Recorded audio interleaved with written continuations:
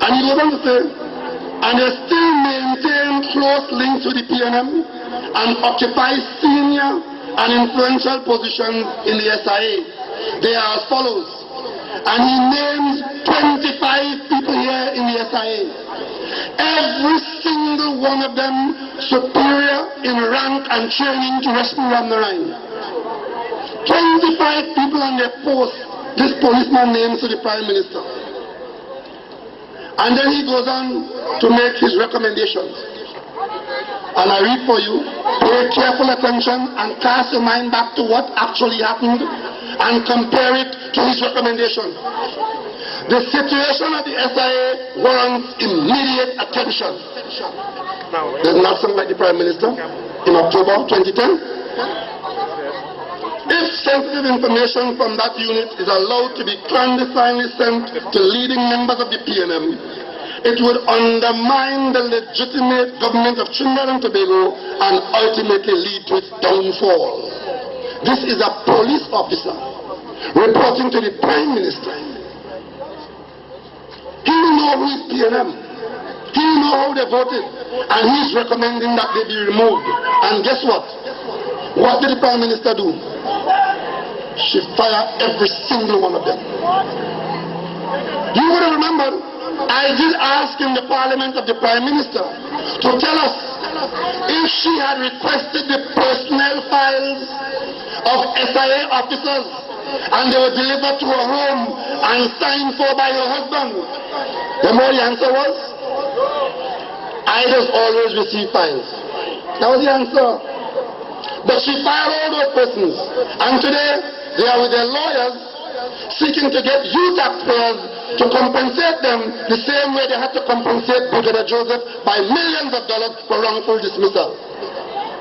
But interestingly enough, under recommendations, the first recommendation that this police officer made to the Prime Minister is this. The director of the SIA, as well as persons mentioned in paragraph 4 and 5 above, these are the 30 officers we ordered dismissed, should be relieved of their positions immediately. And the Prime Minister complied. But listen to B. Recommendation B. An interim management committee headed by SIA's Reshmi Ramnarine should be appointed immediately. So now we know the answer to how Reshmi Ramnarine was selected and appointed. On the recommendation to a brand new Prime Minister by a rogue police officer. And he goes on to make similar recommendations. I don't have time to go into the details, except this one. His last recommendation. Steps should be taken to merge SIA, SSA, SORT, and others into a National Security Intelligence Agency, and it should be headed by Mr. Ganpat. What did the Prime Minister do? And that brings us to the point of the flying squad. So here is where this idea of the National Security Operations Center came from. This police officer, who, rather than report to his superiors, plays politics with the Prime Minister, slander people, destroy their careers, waste your taxpayer investment in them, and here is a Prime Minister wholly unfit for the office that she holds, is guided by this man and destroys the country's national security system. So you understand now why the criminals are smiling, why we have no information, and why the murderers are running free, and why after a state of emergency and hundreds of millions of dollars, we are worse off today than we were in August 2010. In August 2010, we had a state of emergency when there were 7 murders in a remaining 4-day period. Well, now we've had 17 murders in 10 days, and the Prime Minister is saying, no state of emergency for me. But when they did it in 2010, they sold it to you as ambush, iron lady with testicular fortitude of all kinds. And the PNM didn't have the backbone to do it. And some of you were cheering them for doing it. We kept telling them, this is not a proper response to crime. You will destroy the economy. You will demoralize the police. What did they do? They went out there and knowingly arrest 8,000 people. And they could not prosecute any of them. Lawyers made money like germs. At the end of the day, the government abused the law, abused people, and did not effectively respond to crime. Mr. Emmett told you earlier on about the government's cavalier destruction of what we are putting in place. If you cannot close the borders of this country, it doesn't matter who is in office, the people are not going to be safe because our borders are where the wrong things are coming into our country. And it is because they have now come to the conclusion, they have now, like everything else, come to the conclusion that what the PNM was doing was the right option, because there are always options. The PNM was building houses, they were opposed to housing construction. Now they are the biggest housing contractors in the country. But they have now come to the conclusion that the country needs an intelligence gathering body to get and ferret out information to assist the police to go after the embedded and entrenched criminal empire. And they quietly and secretly set about to put one in place.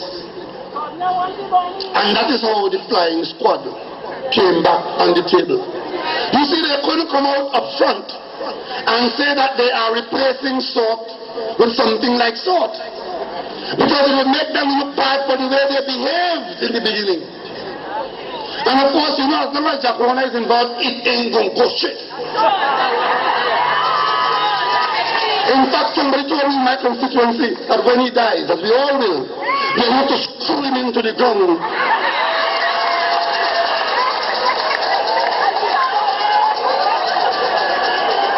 So they have now decided that something like salt is a requirement in the response.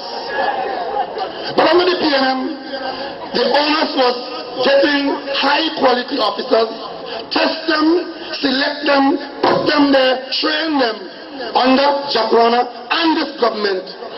You go to the discredited flying squad retirees and then you hire them and you put them to work.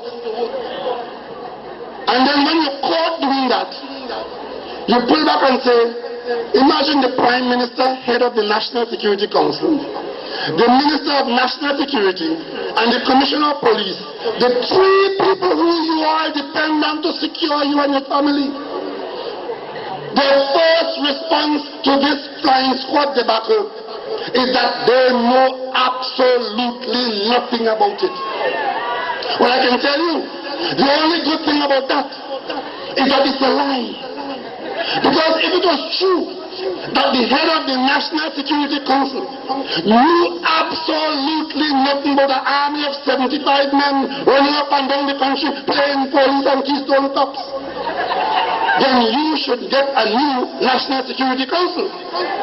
And if the Commissioner of Police has under him special branch who knows every time I belch, every time Camille leave home she tells fits, and they don't know that their colleague or former colleague is running a flying squad, then they must close one special branch. And if the Minister of National Security, who apparently has a wet bed and can't sleep there at night, so in the office every 4 day morning, had 5 meetings with people 4 day morning, not once, not twice, but many times, and detailed people to work with them. And then at the end of the day, they all three of them tell you, I don't know anything whatsoever about that flying squad. It's a good thing, it's a lie. Because if it was true, then we were worse off than 1990. Worse off than 1990. I have a gardener who comes to my house every so often, twice about till he comes. He's been doing this for years. I open my gate, He gets in, lock up my dogs, he goes, he does my yard. I don't have no contract with the man. I have no written contract with the man. But the very fact that I allow him to come in, open the gate for him to come in, we have an implied contractual arrangement. He cuts my grass. He comes once, he comes twice, he comes 3 times, I don't call the police. We have a contractual arrangement. All contracts are not written. Criminal contracts are never written.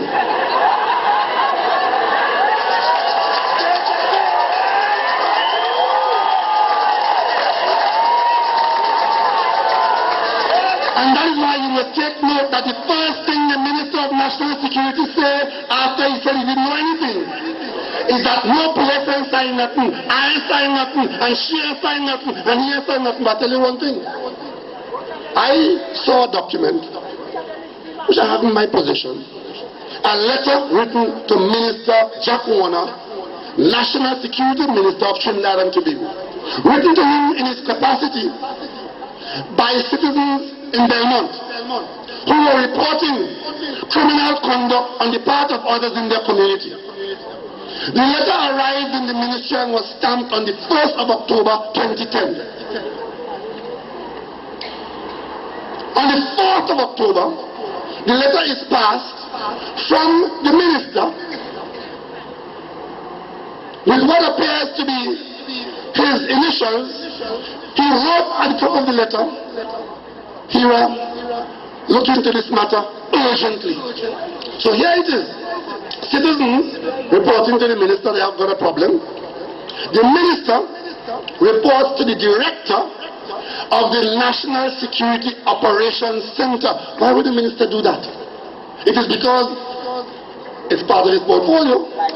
And he understands that that National Security Operations Center could respond to the citizens' concern.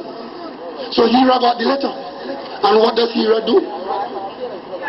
Hira call in Cordner and give it to the client's Cordner. And what does Cordner do? Cordner details some of his men to go to Belmont to deal with the issue. Does a report, comes back and reports to the police, and the report keeps making its way all the way up to the top. Isn't that an operation? Isn't that a form of contractual understanding? So what is Jack Warner doing trying to tell us he knows nothing and doesn't understand about it? He is Colonel Schultz. I see nothing, I hear nothing, I know nothing. On the basis of that, what I've just described to you there, in any serious country where a minister initiated these proceedings with people, got an implied contract operationalized, and is now lying to the population, tonight I call on you to call on the Prime Minister to dismiss Jack Warner from the office of National Security Minister.